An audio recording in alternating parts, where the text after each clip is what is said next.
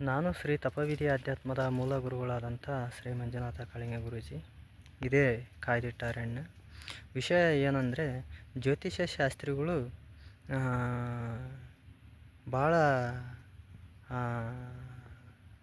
ನಕಲಿ ಜ್ಯೋತಿಷ್ಯರು ಜಾಸ್ತಿ ಅದಾರ. ಆದ ನಂತರ ಪಾಪ ನಿರ್ಗತಿಕ ಬಡವರಿಗೆ ಭಾಳ ಮೋಸ ವಂಚನೆ ಮಾಡ್ತಾ ಇದ್ದಾರೆ ಜ್ಯೋತಿಷ್ಯ ಶಾಸ್ತ್ರಿಗಳು.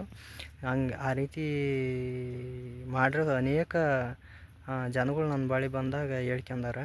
ಏನಂದರೆ, ಉದಾಹರಣೆ ಹೇಳ್ಬೇಕಂದ್ರೆ, ಧರ್ಮಸ್ಥಳದಲ್ಲಿ ಶ್ರೀ ಮಂಜುನಾಥ ಸ್ವಾಮಿಯ ನಾನು ಅರ್ಚಕ ಅಂತ ಒಬ್ಬ ಜ್ಯೋತಿಷಿ ಹೇಳ್ಕೊಂಡಿದ್ದ. ನಾನು ಶ್ರೀ ಧರ್ಮಸ್ಥಳ ಮಂಜುನಾಥ ಸ್ವಾಮಿ ಅರ್ಚಕ ಅಂದಾಗ, ನಿಮ್ಮ ಹೆಸರು ಏನಂತ ನಾವು ಕೇಳಿದ್ವಿ. ನಾನು ಕೇಳಿದೆ. ಆವಾಗ ನನ್ನ ಹೆಸರು ಮಂಜುನಾಥ ಜೋಶಿ ಅಂತ ಅಂದು ಹೇಳಿದೆ. ಕಾಂಟ್ಯಾಕ್ಟ್ ನಂಬರ್ ಸಮೇತ ಕೊಟ್ಟ. ನಾನು ಪರೀಕ್ಷೆಕ್ಕಾಗಿ ಈ ವ್ಯಕ್ತಿಯನ್ನು ಒಳ್ಳೇದು ಮಾಡ್ತಾನೆ, ಧರ್ಮಸ್ಥಳ ಮಂಜುನಾಥನ ಅರ್ಚಕನಾಗಿ ಏನು ಕೆಟ್ಟದ್ದು ಮಾಡ್ತಾನೆ, ಇವನಲ್ಲಿ ಒಂದು ಕರುಣೆ ಕನಿಕಾರ ಐತೋ ಇಲ್ಲ ಅಂತ ನಾನು ಪರೀಕ್ಷೆ ಮಾಡೋಕ್ಕಾಗಿನ ನಾನು ಗುರುಗಳಂತ ನಾನು ಕೇಳಿಲ್ಲ. ಸ್ವಾಮಿ, ನಂದು ಅಷ್ಟು ಜಾತಕ ನೋಡ್ತೀರ, ನನ್ನ ಜೀವನದಲ್ಲಿ ಯಾಕೆ ಭಾಳ ತೊಂದರೆ ಕಾಣಿಸ್ತೈತೆ ಅಂತ ನಾನು ಹೇಳ್ಕೊಂಡೆ.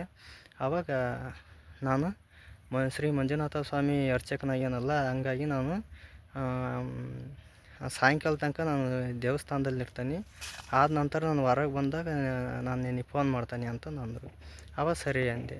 ಆವಾಗ 9,500 ರೂಪಾಯಿ ಆ ದೋಷ ಐತಿ ಈ ದೋಷ ಐತೆ ಅಂದು 9,500 ರೂಪಾಯಿನ ಬೇಡಿಕೆ ಇಟ್ರು. ನಾನು ನೋಡೋಣ, ಪರೀಕ್ಷೆ ಮಾಡೋಣ ಅಂದು 9,500 ರೂಪಾಯಿನ ಫೋನ್ಪೇ ಮಾಡಿದೆ. ಒಂದು ಸಲ 5,000, ಒಂದು ಸಲ 4,500 ಫೋನ್ಪೇ ಮಾಡಿದೆ. ಫೋನ್ಪೇ ಮಾಡಿದಾಗ ಏನು ಮಾಡಿದೆ ಅಂದ್ರೆ, ಆ ದುಡ್ಡು ಅವನ ಅಕೌಂಟಿಗೆ ಬಿದ್ದುಬಿಟ್ಲಿ, ಆ ವ್ಯಕ್ತಿ ಅಕೌಂಟಿಗೆ ಬಿದ್ದುಬಿಟ್ಲಿ. ತಿರುಗಿ ಒಂದು ವಾರ ಆದರೂ ನನಗೆ ಫೋನ್ ಮಾಡಲಿಲ್ಲ. ನೆಕ್ಸ್ಟ್ ನಾನು ಫೋನ್ ಮಾಡಿದೆ. ಈಗ ಶ್ರೀ ಮಂಜುನಾಥ ಸ್ವಾಮಿ ನೀವು ಅರ್ಚಕರು ಬೀಜಿ ಇದ್ದೀರಿ ಅಥವಾ ಏನು ಆರಾಮದಿರಿ ಅಂತಂದು ಹೇಳಿದೆ. ನಾನು ನಿನಗೆ ಫೋನ್ ಮಾಡ್ತೀನಿ ಅಂತ ಅಂದೆ. ಸರಿ ಆಯ್ತು ಬಿಡ್ರಿ ಅಂತ ನಂದೆ. ಆವಾಗ ಒಂದು 15 ದಿವಸ ಟೈಮ್ ಆಯ್ತು. ಆವಾಗ ನಾನು ಮತ್ತೆ ಫೋನ್ ಮಾಡಿದೆ. ಏನು ರೀ, ನಾನು ಗೂಗಲ್ ಪೇ ಫೋನ್ಪೇ ಮಾಡಿ 9,500 ರೂಪಾಯಿ ಫೋನ್ಪೇ ಮಾಡಿದ್ದೀನಿ, ಇನ್ನೂ ಪರಿಹಾರ ಸೂಚಿಸಿಲ್ಲಲ್ಲ ಅಂತಂದು ಹೇಳಿದೆ. ಆವಾಗ ಅವ್ರು ಹೇಳಿದರು, ಆ ವ್ಯಕ್ತಿ ಹೇಳಿದ, ಆ ಜ್ಯೋತಿಷಿ, ಏನಂದ್ರೆ, ಒಂದು ನಿಮಗೆ ಭಾಳ ದೋಷ ಐತಿ, ಇನ್ನೂ ಒಂದು 25,000 ರೂಪಾಯಿ ಖರ್ಚಾಗ್ಬೋದು, ಒಂದು ಹಂದಿ ಬಲಿದಾನ ಮಾಡ್ಬೇಕಾಕತಿ ಆ ಪೂಜೆ ಹೋಮದಲ್ಲಿ ಅಂತ ನಂದ. ಆವಾಗ ನಾನು ಅಂದೆ, ನಾನು ಅವಾಗ ಯೋಚನೆ ಮಾಡಿದೆ, ಅಲ್ಲಿ ಧರ್ಮಸ್ಥಳದಲ್ಲಿ ಯಾವುದೇ ಕಾರಣಕ್ಕೂ ಹಂದಿನ ಬಲಿದಾನ ಮಾಡೋಂಗಿಲ್ಲ. ಅದು ಜೈನ ಧರ್ಮದ ಪಾರಂಪರಿಕದಲ್ಲಿ ಐತಿಲ್ಲ, ಅಹಿಂಸೆ ಮಾಡೋಂಗಿಲ್ಲ. ಅದು ನಾನು ಅರ್ಥ ಮಾಡ್ಕೊಂಡೆ. ಆದ ನಂತರ ಇನ್ನೊಂದು ಏನಂದ್ರೆ, ಅಲ್ಲಿರೋದು ಪಾರ್ವತಿ ಪರಮೇಶ್ವರ ಮತ್ತು ಅಣ್ಣಪ್ಪ ಸ್ವಾಮಿ. ಹಂಗಾಗಿ ಅಲ್ಲಿ ಯಾವುದೇ ತರಹದ ಪ್ರಾಣಿ ಬಲಿದಾನ ಮಾಡೋಂಗಿಲ್ಲ. ಅವಾಗ ನಾನು ಕುಂತ್ಕೊಂಡು ಯೋಚನೆ ಮಾಡಿದೆ, ಧರ್ಮಸ್ಥಳದಲ್ಲಿ ಕೂಡ ಒಬ್ಬ ಧರ್ಮಸ್ಥಳದ ಶ್ರೀ ಮಂಜುನಾಥ ಸ್ವಾಮಿ ಅರ್ಚಕನಾಗಿ ಹಂದಿ ಬಲಿದಾನ ಮಾಡ್ತಾನೆ, ಹೋಮದಲ್ಲಿ ಹಂದಿನ ಆತ್ಮನ ಬಲಿ ಪಶು ಮಾಡ್ತಾನಂದ್ರೆ, ಈ ವ್ಯಕ್ತಿ ಶ್ರೀ ಮಂಜುನಾಥ ಸ್ವಾಮಿ ಅರ್ಚಕನ ಅಲ್ಲೇವೇ ಅಲ್ಲ ಅಂತಂದು ನನಗೆ ಡೌಟ್ ಆಯಿತು. ಆವಾಗ ಧರ್ಮಸ್ಥಳಕ್ಕೆ ನಾನು ಅವರಿಗೆ ಫೋನ್ ಮಾಡಿ ಹೇಳಿಲ್ಲ ನಾನು ಧರ್ಮಸ್ಥಳಕ್ಕೆ ಬರ್ತಾನೆ ಅಂತಂದು. ಧರ್ಮಸ್ಥಳದಲ್ಲಿ ಇರ್ತಕ್ಕಂಥ ಎಲ್ಲ ಪಾರ್ವತಿ ಪರಮೇಶ್ವರ ಕಲ್ಯಾಣ ಮಂಟಪ, ಆಮೇಲೆ ಕಡೆ ಎಲ್ಲೆಲ್ಲಿ ಅರ್ಚಕರು ಅಡಿಗೆರು ಅಲ್ಲೆಲ್ಲ ಪರಿಶೀಲನೆ ಮಾಡಿದೆ. ಶ್ರೀ ಮಂಜುನಾಥ ಜೋಶಿ ಗುರುಗಳು ಶ್ರೀ ಮಂಜುನಾಥ ಸ್ವಾಮಿ ಅರ್ಚಕರು ಅದಾರೇನಂತಂದು.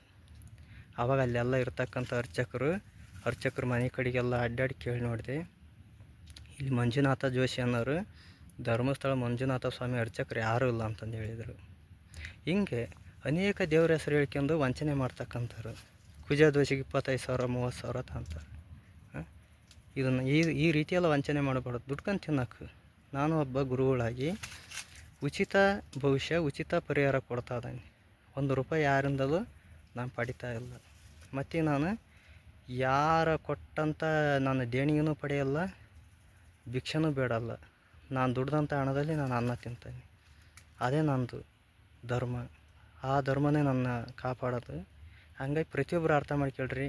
ಯಾವುದೇ ಜ್ಯೋತಿಷಿ ನಿಮಗೆ ಒಳ್ಳೇದು ಮಾಡಿಬಿಡ್ತಾನೆ, ನಿಮಗೆ ಒಳ್ಳೇದಾಗಿಬಿಡ್ತೈತಿ, ಇನ್ನೊಂದು ವರ್ಷದೊಳಗೆ ನೀವು ದೊಡ್ಡ ಶ್ರೀಮಂತರಾಕಿರಿ, ಕಾರ್ನಲ್ಲಿ ಓಡಾಡ್ತೀರಿ ಅಂತಂದು ಎಲ್ಲ ಥರದ ಆಸೆ ಹಚ್ತಾರೆ. ಅಂಥ ಆಸೆ ಹಚ್ಚಿದಾಗ ನಂಬಿ ಮೋಸವಾಗಬೇಡ್ರಿ. ಎಲ್ಲರಿಗೂ ಶುಭವಾಗಲಿ. ಯೋಚನೆ ಮಾಡಿರಿ. ಯಾಕೆ ಈ ಮಾತು ಹೇಳ್ತಾನಂದ್ರೆ, ಜ್ಯೋತಿಷ್ಯನ ಕೇಳೋದು ಯಾವಾಗಂದ್ರೆ ಒಂದು ಗಾದಿ ಮಾತೈತಿ, ಪಾಪರಿದ್ದಾಗ ಪಂಚಾಂಗ ತೆಗೆದು ನೋಡಿದ್ರಂತೆ. ಏನು ಹೇಳು? ಪಾಪರಿದ್ದಾಗ ಪಂಚಾಂಗ ತೆಗೆದು ನೋಡಿದ್ರಂತೆ.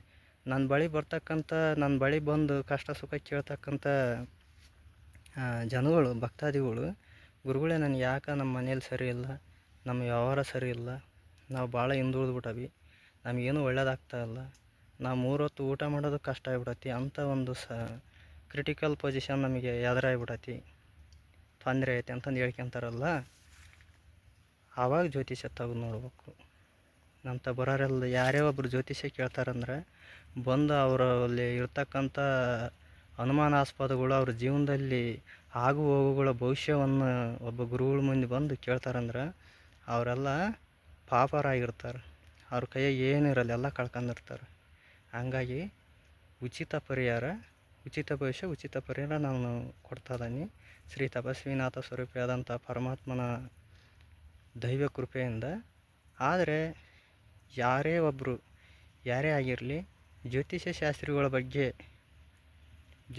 ಶಾಸ್ತ್ರಿಗಳ ಭೇಟಿ ಮಾಡೋದಾಗಲಿ, ಏನಾರ ನಿಮ್ಮ ಜೀವನದಲ್ಲಿ ಭವಿಷ್ಯವನ್ನು ಕೇಳೋದಾಗಲಿ ಭಾಳ ಎಚ್ಚರಿಕೆ ಕೇಳ್ರಿ.